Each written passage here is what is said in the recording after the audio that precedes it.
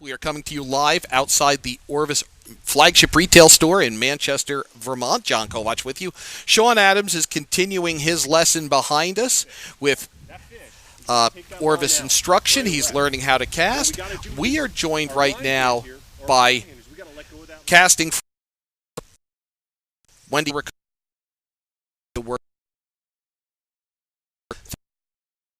Thank you so much for joining us. Now, you're based here in Manchester? We are. Our national office is right here in Manchester, and we actually started here in Manchester, the organization. Were you around at the start? Were either of you? I was not. Nor Tiffany was I. Tiffany was not. It started in 1996, and it was started by a fly fisher woman and a breast reconstruction surgeon. Which was always, I found fascinating from the outset, was the discovery that the motion of fly casting was really one of the top preferred exercises for women coming off of that surgery. Absolutely. And the fact that that was the reason behind it. But now we've, in talking to Whitney Milhone in the past, that it's gotten to now the therapeutic end of it too, the just being in the outdoors. Now, were you, either of you, attracted to casting for recovery through an interest in fly fishing?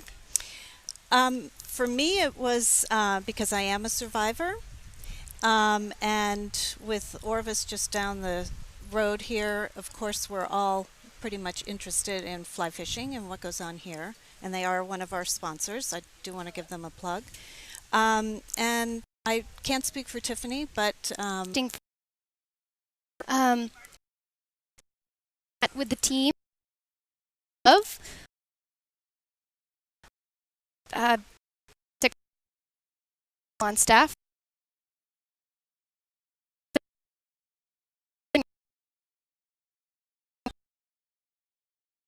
To now it's great.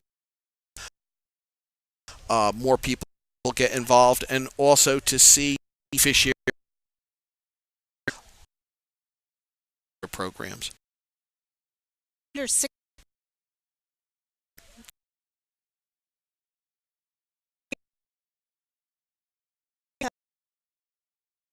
2015, we've got 40 retreats across the country, and each retreat is limited to, or let's just say that we found that the number of 14 participants works with the medical component and the psychosocial component. And so we've got the 40 retreats across the country, and each one has 14 participants. And so much of it is psychosocial component. Not so much the fly fishing, but being out in nature, you're away from everything, and you're with people who have had your experiences. I was explaining to someone the Casting for Recovery program earlier before coming here, and I said, if I knew somebody who was struggling with breast cancer, I could say, oh, we know how you feel, the husband and sons and brothers can all, oh, we know how you feel. We don't. We have no idea.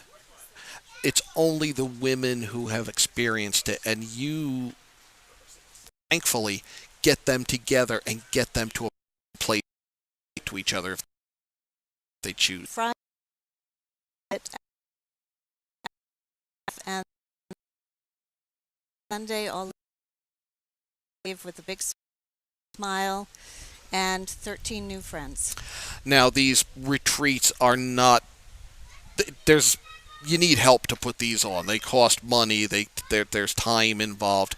Who are some of the big supporters of Casting for Recovery in addition to Orvis here? Orvis, Cabela's Outdoor Fund, Genentech, Ashford Hospitality Trust, Sisters on the Fly,